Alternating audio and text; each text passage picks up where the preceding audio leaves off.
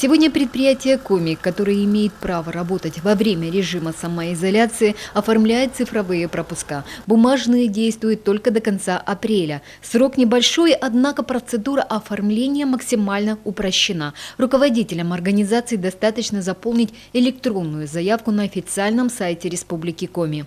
То есть юридическое лицо заходит на сайт пропуск.rkomi.ru, заполняет сведения о своей организации, ИНН, наименование, юридический фактический адрес, выбирает вид деятельности, далее заполняет сведения о своих сотрудниках, фамилия, имя, отчество и 4 цифры документа, удостоверяющего личность. Последние 4 цифры. Ну, как правило, это, конечно же, паспорт. Далее нажимает кнопку «Отправить». Также может заполнить служебные автомобили. Личные автомобили мы не вносим в систему, исключительно служебные.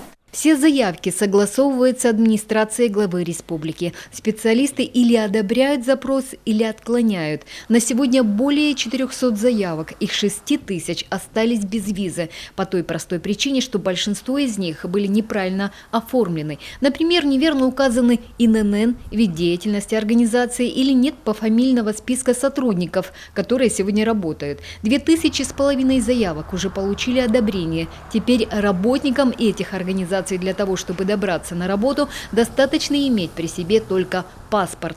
Человек идет по улице, его останавливает, например, представитель внутренних дел, человек называет свою фамилию, имя, отчество, показывает документ, удостоверяющий личность.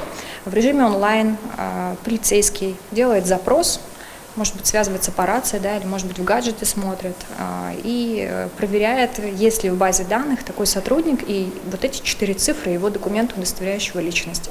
Если такой сотрудник в базе есть, соответственно, заявка ему была одобрена, этому предприятию, и человек спокойно проходит по своим служебным делам дальше.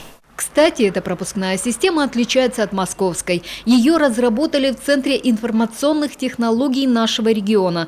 Цифровые пропуска имеют бессрочный характер. Они будут действовать до тех пор, пока не отменят режим самоизоляции. Елена Кононова, Алексей Корчма, телеканал Юрган.